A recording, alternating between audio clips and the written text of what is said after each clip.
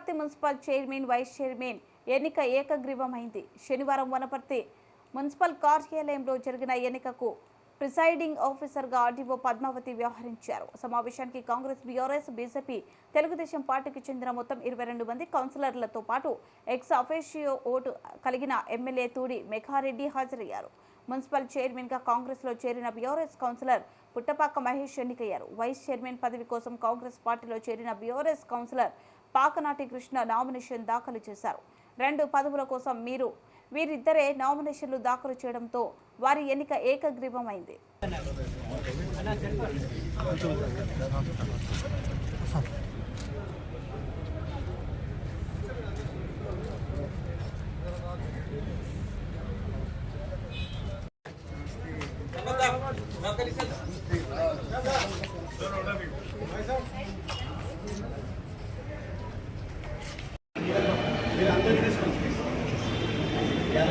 కాబట్టి మీ అందరి అనుమతితో నేను సమావేశాన్ని ప్రారంభిస్తున్నానని తెలియజేస్తున్నాను. సరే గుడిగా ఉండదలుచుకున్నారు వాళ్ళకు 2 పర్సన్స్ ఖచ్చితంగా ఉండాలి.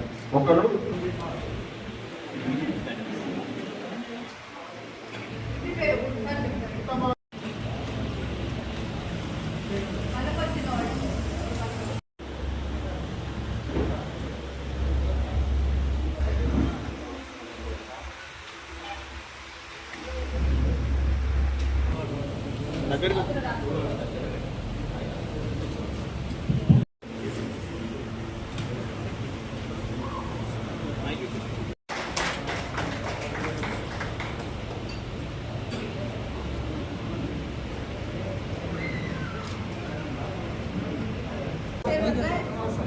ఏకగ్రీవంగా ఎన్నికలు అభ్యర్థులు కూడా ఏకగ్రీవంగా ఎన్నికయ్యారు.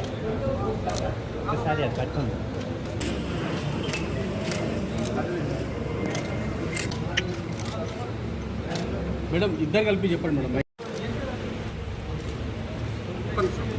మేడం. లోకేష్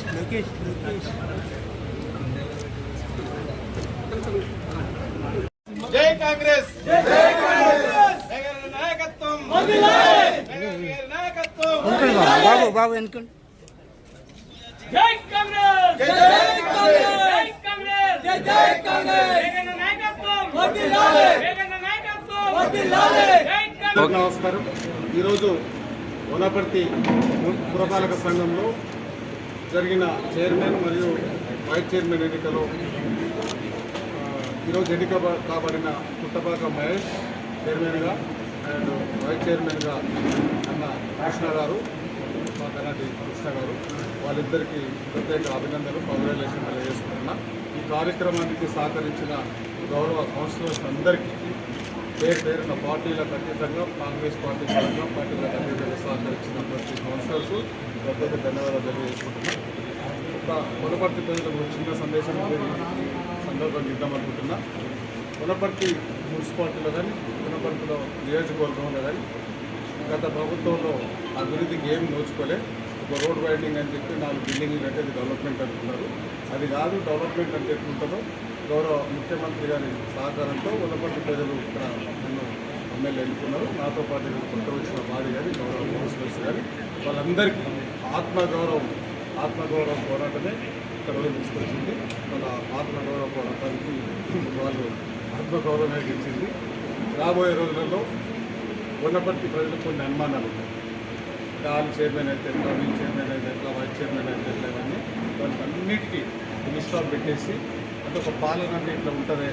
ఈ మిగిలిపోయిన కాలంలో మా చైర్మన్ కానీ, మా వైస్ చైర్మన్ కానీ, మా కౌన్సిలర్స్ కానీ వాళ్ళు ఆత్మగౌరవంతో ఒక ఎమ్మెల్యే క్యాంపస్ నుంచి కాకుండా వాళ్ళ సొంతం వాళ్ళ ఇంటి నుంచి కౌన్సిలర్ చేస్తారు, వాళ్ళ ఇంటి నుంచి చైర్మన్ చేస్తారు, వాళ్ళ ఇంటి నుంచి వైస్ చైర్మన్ చేస్తారు. ప్రజలతో ఎన్నుకోబడిన ప్రతి కౌన్సిలర్ వాళ్ళు మేమే వాళ్ళ బాధ్యత ఉందని చెప్పి వాళ్ళు ప్రజలకు సేవ చేసే అవకాశం ఉంటుంది.